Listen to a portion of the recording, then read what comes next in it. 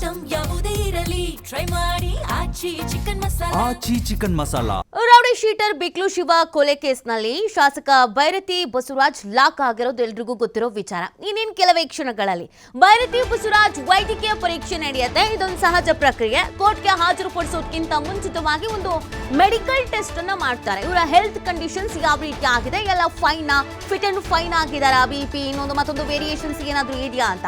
ಇನ್ನೇನು ಕೆಲವೇ ಕ್ಷಣಗಳಲ್ಲಿ ಭೈರತಿ ಬಸವರಾಜ್ ವೈದ್ಯಕೀಯ ಪರೀಕ್ಷೆ ಆಗುತ್ತೆ. ಆ ನಂತರ ಕೋರ್ಟ್ಗೆ ಹಾಜರುಪಡಿಸಲಿದ್ದಾರೆ ಸಿಐಡಿ.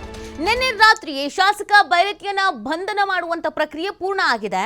ತನಿಖೆಯ ಹಿನ್ನೆಲೆಯಲ್ಲಿ ಕನಿಷ್ಠ 5 ದಿನ ಕಸ್ಟಡಿಗೆ ಕೇಳೋ ಪ್ಲಾನ್ನಲ್ಲಿ ಸಿಐಡಿ ಅಧಿಕಾರಿಗಳಿಗಿದ್ದಾರೆ. ಇನ್ನು ತನಿಖೆ ಆಗೋದು ಬಾಕಿ ಇದೆ. ಸಿಕ್ಕಾಪಟ್ಟೆ ಸುಳ್ಳು ಹೇಳಿಬಿಟ್ಟಿದ್ದಾರೆ ಈ ಪ್ರಕರಣದಲ್ಲಿ.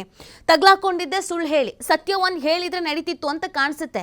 A1 ನನಗೆ ಪರಿಚಯ ಇದ್ದಾರೆ, ಅಥವಾ ನನ್ನ ಜೊತೆಗೆ ಅವ್ರು ಕಾಂಟ್ಯಾಕ್ಟ್ನಲ್ಲಿ ಇದ್ದಾರೆ, ಅಥವಾ ಈ ಮರ್ಡರ್ ಕೇಸ್ನಲ್ಲಿ ನನ್ನ ಪಾತ್ರ ಏನಿಲ್ಲ, ಅದು ಏನಿದೆ ಅದನ್ನು ಹೇಳಿದ್ರೆ ತನಿಖೆಗೆ ಒಳಪಟ್ಟಿದ್ರೆ ಇಷ್ಟರ ಮಟ್ಟಿಗೆ ಸಮಸ್ಯೆ ಆಗ್ತಿರ್ಲಿಲ್ಲ. ಆದರೆ ಇವರು ಒಂದಕ್ಕೊಂದು ಅಂತ ಸುಳ್ಳು ಹೇಳ್ಕೊಂಡು ಹೋದ್ರು. ಅದೀಗ ಇವರ ಕೊರಳಿಗೆ ಉರುಳಾಗಿದೆ. ಸೊ ಹಾಗಾಗಿ 5 ದಿನ ತನಿಖೆಗೆ ಒಳಪಡಿಸಬೇಕು ಅಂತ ಸಿಐಡಿ ಅಧಿಕಾರಿಗಳು ಕೋರ್ಟ್ ಮುಂದೆ ಕೇಳ್ಕೊಳ್ತಾರೆ. ಇನ್ನೂ ತನಿಖೆ ನಡೆಯೋದು ಬಾಕಿ ಇದೆ ಈ ಪ್ರಕರಣದಲ್ಲಿ. A5 ಇವರು. ಸೊ ಹೀಗಿರಬೇಕಾದ್ರೆ ಈ ಪ್ರಕರಣಕ್ಕೂ ಇವರಿಗೂ ಏನ್ ಲಿಂಕು, ಏನ್ ವ್ಯವಹಾರ ನಡೆದಿತ್ತು, ಏನ್ ಸಮಸ್ಯೆ ಆಗಿತ್ತು, ಏನ್ ಗ್ಲಿಚ್ ಇತ್ತು, ಏನು ಎತ್ತ ಎಲ್ಲವನ್ನ ಕೂಡ ವಿಚಾರಿಸಬೇಕಾಗಿದೆ. ಒಂದಷ್ಟು ಆಡಿಯೋ, ಒಂದಷ್ಟು ಈ ಮೊಬೈಲ್ ಟ್ರ್ಯಾಕು, ಆಮೇಲೆ ಲೊಕೇಶನ್ನು, ಟವರ್ ಟ್ರ್ಯಾಕು ಇದೆಲ್ಲನೂ ಇದೆ. ಒಟ್ಟು 8 ತಿಂಗಳು ಈ ಪ್ರಕರಣ. ಈ 8 ತಿಂಗಳು ಕೂಡ ಸಿಐಡಿ ಅಧಿಕಾರಿಗಳು ಒಂದಷ್ಟು ಸಾಕ್ಷಿಗಳನ್ನು ಕಲೆ ಹಾಕೊಂಡಿದ್ದಾರೆ. ಆ ಸಾಕ್ಷಿಗಳನ್ನ ಇಟ್ಕೊಂಡು ತನಿಖೆಯನ್ನು ನಡೆಸಬೇಕಾಗಿದೆ. ಹಾಗಾಗಿ ಕೋರ್ಟ್ನ ಮುಂದೆ ಹಾಜರುಪಡಿಸಿ 5 ದಿನ ಕಸ್ಟಡಿ ಕೇಳಲಿದ್ದಾರೆ. 4 ದಿನ ಕೊಡ್ತಾರೋ 3 ದಿನ ಕೊಡ್ತಾರೋ ನೋಡ್ಬೇಕಾಗತ್ತೆ ಏನು ಅಂತ.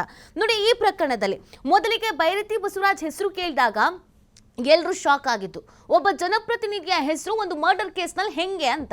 ಆಮೇಲೆ ಇವರನ್ನು ವಿಚಾರಣೆಗೊಳಪಡಿಸಿದ್ರೆ ನನಗೂ ಇದಕ್ಕೂ ಸಂಬಂಧವೇ ಇಲ್ಲ, A1 ಜಗ್ಗ ನಂಗೆ ಗೊತ್ತಿಲ್ಲ, ಕೊಲೆ ಆಗಿರೋ ಬಿಕ್ಲು ಶಿವ ನಂಗೆ ಗೊತ್ತಿಲ್ಲ, ನಾನು ಇವ್ರ ಜೊತೆ ಯಾವುದೇ ಕಾಂಟ್ಯಾಕ್ಟ್ನಲ್ಲಿ ಇಲ್ಲ ಅಂತ ಒಂದು ದೊಡ್ಡ ಸುಳ್ಳು ಹೇಳಿಬಿಟ್ರು.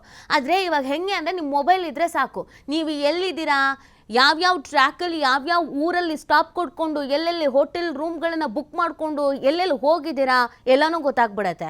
ಜೊತೆಗೆ ನಿಮ್ಮ ಜೊತೆಗೆ ಯಾರಿದ್ದಾರೆ ಅಂತ ಗೆಸ್ ಮೇಲೆ ಔಟ್ ಓವರ್ ಲೊಕೇಶನನ್ನು ಕಂಡುಹಿಡಿದ್ರೆ ಇಬ್ಬರು ಒಂದೇ ಲೊಕೇಶನಲ್ಲಿ ಇದ್ದರೆ ಆಯ್ತಲ್ಲ, ಅಲ್ಲಿಗೆ ಈ ದಿನ ಈ ಸಮಯದಲ್ಲಿ ನೀವು ಒಟ್ಟಿಗೆ ಇದ್ರಿ ಅನ್ನೋದು ಗೊತ್ತಾಗತ್ತೆ. ಹಾಗಾಗಿ ಇವತ್ತು ಯಾರು ಜಾಸ್ತಿ ಸುಳ್ಳು ಹೇಳೋಕ್ಕಾಗಲ್ಲ. ಪೊಲೀಸರಿಗೆ ಕಂಪ್ಲೀಟ್ ಆಗಿ ತನಿಖೆ ನಡೆಸುವಂಥ ಸಂದರ್ಭದಲ್ಲಿ ಮಾಹಿತಿಗಳು ಸಿಕ್ಕಿದ್ವು. ಒಂದಷ್ಟು ಆಡಿಯೋ ಕೂಡ ನಿನ್ನನ್ನು ಸುಮ್ಮನೆ ಬಿಡಲ್ಲ ಅಂತ ಬಿಕ್ಲು ಶಿವನಿಗೆ ಭೈರತಿ ಬಸವರಾಜ್ ಆವಾಜ್ ಹಾಕಿದ್ದಾರೆ ಅನ್ನುವಂಥ ಒಂದು ಆಡಿಯೋ. ಸೊ ಈ ಎಲ್ಲದರ ಮೇಲೆ ತನಿಖೆ ಆಗ್ತಾ ಇದ್ದಿದ್ದು. ತಲೆಮರೆಸ್ಕೊಂಡಿದ್ರು, ಅಜ್ಞಾತ ಸ್ಥಳಕ್ಕೆ ಹೋಗಿದ್ರು. ಈಗಾಗಲೇ ನಿನ್ನೆ ಇವರನ್ನ ಬಂಧಿಸಿದ ಮೇಲೆ ಅದ್ರ ವಿಚಾರಣೆ ಮಾಡಿದ್ದಾರೆ. ಎಲ್ಲಿ ತಲೆಮರೆಸ್ಕೊಂಡಿದ್ರಿ, ಯಾವ ರೂಟಲ್ಲಿ ಹೋದ್ರಿ, ಹೆಂಗೆ ಹೋದ್ರಿ, ನಿಮಗೆ ಯಾರು ಸಹಾಯ ಮಾಡಿದ್ರು, ಇದೆಲ್ಲ ತನಿಖೆ ಆಗಿದೆ. ಈ ಪ್ರಕರಣದಲ್ಲಿ ಇವ್ರ ಪಾತ್ರ ಏನು ಅನ್ನೋದು ಇಂಪಾರ್ಟೆಂಟ್ ಆಗುತ್ತೆ. ಈಗ A5 ಇದ್ದಾರೆ, ವಿಚಾರಣೆ ಎಲ್ಲ ಆದಮೇಲೆ ಅದೇನಾದ್ರು ಬದಲಾವಣೆ ಆಗುತ್ತಾ ಅಥವಾ ಏನು ಎತ್ತಾ ಅದು ಕೂಡ ಇಂಪಾರ್ಟೆಂಟ್ ಆಗಿದೆ.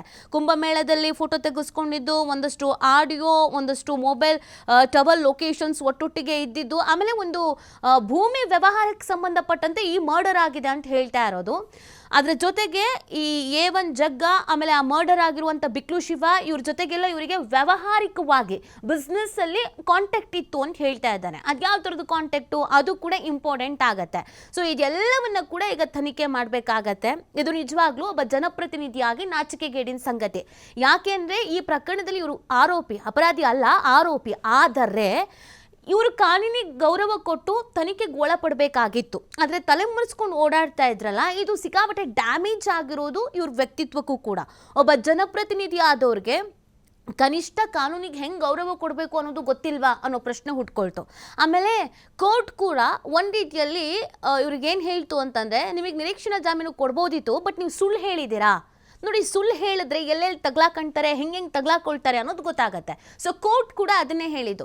ನೀವು ಸತ್ಯಾನೇ ಹೇಳಿದರೆ ಜಾಮೀನು ಕೊಡ್ಬೋದಿತ್ತು, ನೀವು ಸುಳ್ಳು ಹೇಳಿದ್ದೀರಾ.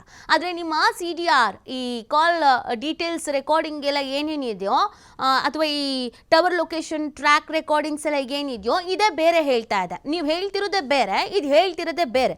ಸೊ ನೀವು ಈ ಪ್ರಕರಣದಲ್ಲಿ ಸುಳ್ಳು ಹೇಳ್ತಿದ್ದೀರಾ ಅಂತ ಗೊತ್ತಾಗ್ತಿರುವಂಥ ಹಿನ್ನೆಲೆಯಲ್ಲೇ ಜಾಮೀನನ್ನು ವಜಾ ಮಾಡ್ತಾ ಇದ್ದೀವಿ ಅಂತ ಅಭಿಪ್ರಾಯ ಪಟ್ಟಿತ್ತು.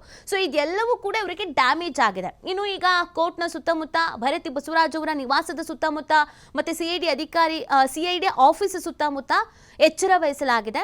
ಬಿಕಾಸ್ ಇವರೊಬ್ಬ ಶಾಸಕ, ಜನಪ್ರತಿನಿಧಿ, ಇವರ ಅಭಿಮಾನಿಗಳು ಇರ್ತಾರೆ, ಕಾರ್ಯಕರ್ತರು ಇರ್ತಾರೆ. ಯಾವುದೇ ರೀತಿಯಾದಂಥ ಗೊಂದಲ ಆಗೋದು ಬೇಡ, ನಮ್ಮ ಅಣ್ಣನ ಯಾಕೆ ಕರ್ಕೊಂಡು ಬಂದ್ರಿ ಅಂತ ಒಂದಷ್ಟು ಮಂದಿ ಬರೋದು, ಈ ಥರದ್ದೆಲ್ಲ ಯಾವುದು ಬೇಡ ಅಂತ ಹೆಚ್ಚಿನ ರೀತಿಯಾಗಿ ಅಲರ್ಟ್ ಆಗಲಾಗಿದೆ. ಸೊ ಈಗ 5 ದಿನ ಕಸ್ಟಡಿಗೆ ಕೇಳಬಹುದಾದ ಸಾಧ್ಯತೆ ಇರೋದು. ನೋಡಬೇಕಾಗತ್ತೆ ಎಷ್ಟು ದಿನ ಕಸ್ಟಡಿಗೆ ಕೊಡ್ತಾರೆ, ಆಮೇಲೆ ಹೇಗೆ ತನಿಖೆಯನ್ನು ಮಾಡ್ತಾರೆ, ಈ ತನಿಖೆಯಲ್ಲಿ ಏನೆಲ್ಲ ನಡೆಯುತ್ತೆ ಅಂತ. ಆಮೇಲೆ ಈ ಪ್ರಕರಣದಲ್ಲಿ ನಮ್ಮದು ಯಾವುದೇ ರೀತಿಯಾದಂಥ ಹಸ್ತಕ್ಷೇಪ ಇಲ್ಲ ಅಂತ ಈ ಸರ್ಕಾರ ಆಲ್ರೆಡಿ ಹೇಳ್ಬಿಟ್ಟಿದೆ. ನಮಗೂ ಇದಕ್ಕೂ ಸಂಬಂಧವೇ ಇಲ್ಲ ಅಂತ ಹೇಳ್ಬಿಟ್ಟಿದ್ದಾರೆ. ಅದಕ್ಕೇನೆ CIDಗೆ ತನಿಖೆಗೆ ವಹಿಸಿದ್ದು, ನಿಷ್ಪಕ್ಷಪಾತವಾಗಿ ತನಿಖೆ ಆಗಲಿ ಅಂತ. ಆಮೇಲೆ ಇಲ್ಲಿ ಇನ್ನೊಂದು ವಿಚಾರ ಗಮನಿಸಬೇಕಾಗತ್ತೆ. ಭೈರತಿ ಬಸವರಾಜ್ಗೆ ಇನ್ನೊಂದು ಹಿನ್ನಡೆ ಆಗಿದ್ದು ಸಾಕ್ಷಿ ನಾಶ ಅನ್ನುವಂಥ ಹಿನ್ನೆಲೆಯಲ್ಲಿ ಬಿಕ್ಲು ಶಿವ ಅವರ ತಾಯಿ ಒಂದು ಕಂಪ್ಲೇಂಟ್ ಕೊಡ್ತಾರೆ. ನನ್ನ ಮಗನ ಮರ್ಡರ್ಗೆ ಭೈರತಿ ಬಸವರಾಜ್ ಅವರು ಕಾರಣ ಇರಬಹುದು, ತನಿಖೆ ಮಾಡಿ ಅಂತ ಒಂದು ದೂರನ್ನ ಕೊಡ್ತಾರೆ. ನನ್ನ ಮಗ ನನ್ನ ಹತ್ರ ಹೇಳ್ಕೊಂಡಿದ್ದ, ಆತನಿಗೆ ಕೊಲೆ ಬೆದರಿಕೆ ಇತ್ತು, ಆತನ ಮೇಲೆ ತುಂಬಾನೇ ಅವಾಚ್ಯ ಶಬ್ದಗಳನ್ನ ನಿಂದಿಸೋದು, ಬೈಯೋದು, ಈ ಥರದೆಲ್ಲ ಆಗ್ತಿತ್ತು ಅಂತ. ಅದೇ ಬಿಕ್ಲು ಶಿವ ತಾಯಿ ಸ್ವಲ್ಪ ದಿನದ ನಂತರ ಉಲ್ಟಾ ಹೊಡಿತಾರೆ, ಟರ್ನ್ ಹೊಡಿತಾರೆ. ಇದಕ್ಕೆ ಭೈರತಿ ಬಸವರಾಜ್ಗೂ ಈ ಪ್ರಕರಣಕ್ಕೂ ಸಂಬಂಧ ಇಲ್ಲ ಅಂತ. ಅಲ್ಲಿಗೆ ಸಾಕ್ಷಿಯನ್ನ ನಾಶ ಮಾಡೋ ಕೆಲಸ ಕೂಡ ಆಗಿದ್ಯಾ, ಇದು ಕೂಡ ಅನುಮಾನ. ದುಡ್ಡಿರೋ ವ್ಯಕ್ತಿಗಳು, ಗಣ್ಯರು ಅಂತ ಬಂದಾಗ ಪ್ರಮುಖವಾಗಿ ಎದುರಾಗೋ ಪ್ರಶ್ನೆನೇ ಸಾಕ್ಷಿ ನಾಶ ಮಾಡ್ತಾರಾ, ಸಾಕ್ಷಿ ನಾಶ ಮಾಡೋ ಕೆಲಸ ಮಾಡ್ತಾರೆ. ಸಮಾಜದಲ್ಲಿ ಪ್ರಭಾವಿಗಳಾಗಿದ್ದಾರೆ ಅಂದರೆ ಇವರ ಪ್ರಭಾವವನ್ನು ಬೀರಿಕೊಂಡು ಸಾಕ್ಷಿ ನಾಶ ಮಾಡ್ತಾರೆ ಅಂತ. ಇಲ್ಲಾಂದರೆ ಮಗ ಮರ್ಡರ್ ಆಗಿ ಹೋಗಿದೆ, ಸೊ ಕಂಪ್ಲೇಂಟ್ ಕೊಟ್ಟಂಥ ತಾಯಿ ಆಮೇಲೆ ಇಲ್ಲ ಅಂತ ಟರ್ನ್ ಹೊಡಿತಾರೆ ಅಂತಂದರೆ ಹೆಂಗೆ ಅನ್ನೋ ಅನುಮಾನ ಕೂಡ ಇದೆ. ಆ ಆ್ಯಂಗಲಲ್ಲೂ ಕೂಡ ತನಿಖೆಗಳು ನಡೀತಾ ಇದೆ.